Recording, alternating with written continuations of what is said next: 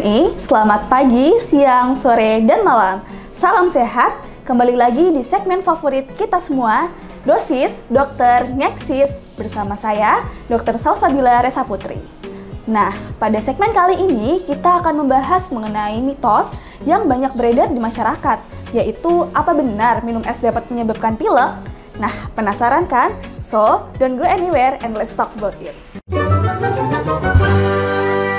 Nah, Sobat PMI mungkin sudah familiar dengan celetukan, tuh kan es terus. Namun, apa benar minum es dapat menyebabkan pilek? Nah, ternyata ada penjelasannya loh. Suhu dingin pada minuman dingin atau minuman es mempengaruhi dua hal. Yang pertama, suhu dingin dapat menurunkan kemampuan tubuh untuk membersihkan kotoran, debu, maupun kuman yang berada di saluran nafas. Atau dalam bahasa medisnya, adanya gangguan pada transport mukosilia. Yang kedua, suhu dingin dapat menyebabkan penyempitan pada pembuluh darah sehingga mengurangi pasokan darah ke sistem imun yang berada di saluran pernafasan. Wah, kalau begitu, apa yang akan terjadi ya?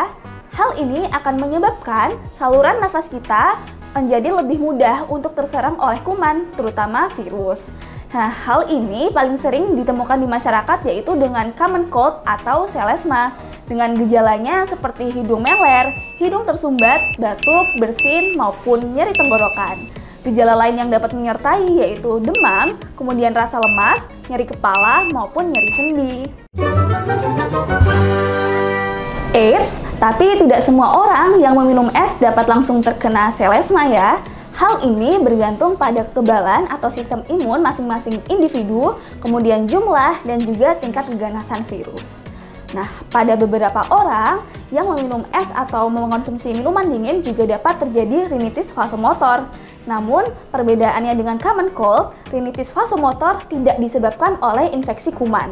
Nah, rinitis vasomotor sendiri, walaupun gejalanya sama dengan common cold, biasanya disebabkan oleh paparan suhu atau cuaca yang berubah, kemudian paparan bau yang menyengat, adanya perubahan hormonal, atau konsumsi makanan yang pedas, seperti itu. Jadi, kesimpulannya, minum es tidak secara langsung dapat menyebabkan pilek ya. Nah, mungkin ada pertanyaan nih dari Sobat PMI. Kalau begitu, saat kita pilek, boleh nggak sih kita minum es? Nah, perlu diketahui ya Sobat PMI, bahwa yang memperburuk pilek itu bukan dari esnya, namun kandungan kuman yang berada di dalam es atau airnya. Es yang dibuat dari air yang kotor ataupun air yang mentah, di sini dapat memperburuk kondisi pilek yang dialami oleh Sobat PMI loh. Nah, jadi kesimpulannya boleh sih boleh ya, asalkan dari air yang bersih dan juga tidak terlalu banyak. Dan mungkin lebih disarankan saat kita pilek meminum air yang suhunya biasa-biasa saja.